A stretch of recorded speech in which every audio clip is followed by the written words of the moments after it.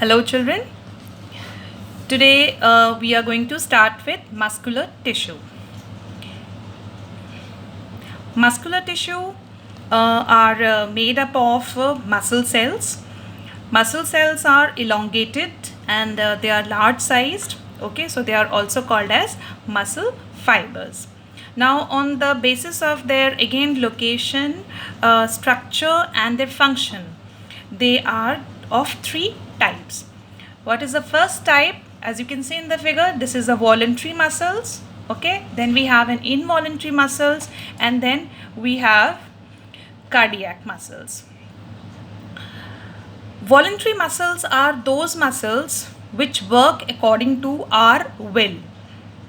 Like arms and legs are voluntary muscles. So whenever we want, we can move our arms and lifts, and whenever we don't want, we don't do that, isn't it? So this kind of muscles are called as voluntary muscles.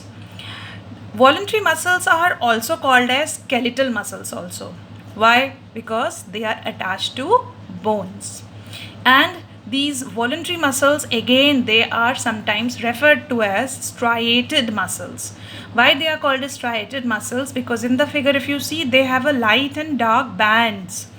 Alternate bands you can see in the figure. So because of this, they are called as striated muscles. So the main function of voluntary muscles is to help the body for locomotion. That is the movement from one place to the other place. Second, we come on to the involuntary muscles. Involuntary muscles are those muscles which do not work according to our will and to our will. Suppose if I say these are found, for example, they are found in the digestive tract and urinary bladder. So once the food has been consumed, then it is not according to my will that I can stop that digestion or metabolic activity to stop and have a control over that. Okay, so that is not in my control. So those kind of muscles which do not work according to our will, they are called as involuntary muscles. Now it has been seen that these are also called as unstriated muscles. Now why they are called as unstriated muscles? Because they do not have alternate dark and light bands. Alternate dark and light bands we have seen in voluntary muscles, but it is absent in involuntary muscles. Got it, children? So here involuntary muscles are found in the walls of digestive tract, urinary bladder and other internal organs also. Digestive tract, it helps to push the food inside, push forward. Okay, urinary bladder to push urine. So these are the muscle contraction or relaxation which we don't have any will over that. Fine.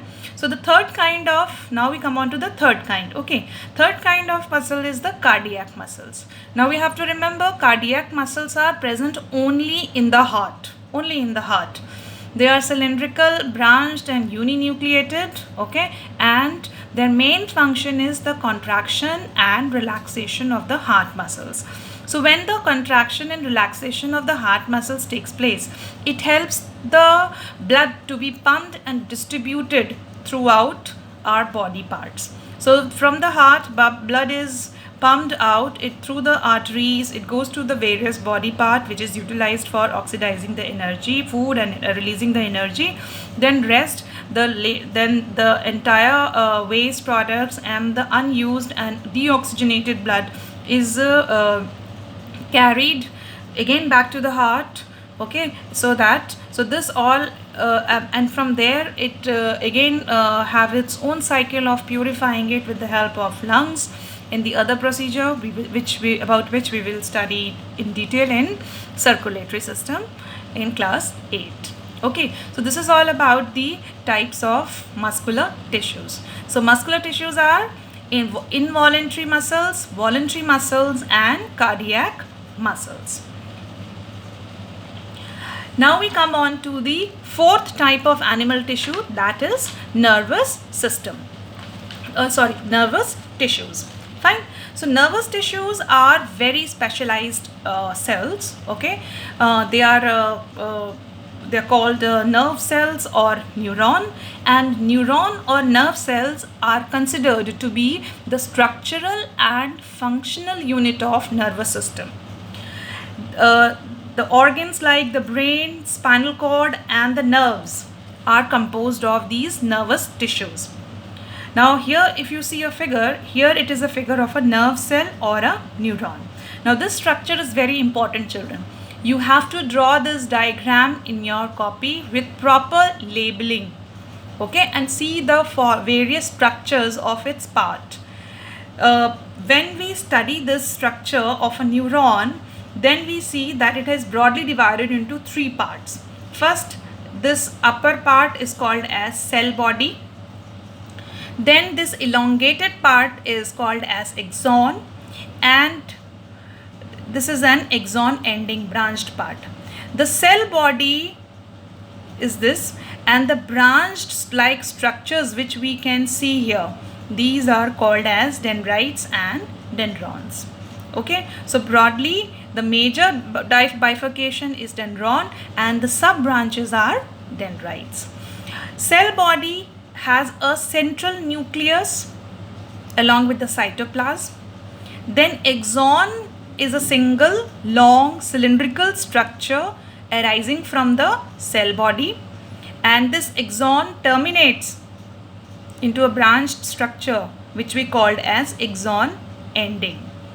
These dendrons and dendrites are short structures which arises from the cell body, okay, which further branched into the dendron branched into dendrites. Now the main function of the neuron is to conduct the message from one part of the body to the other. Fine. So they receive the message from the body and pass it to the brain, and from brain back to the body. So the main function of nervous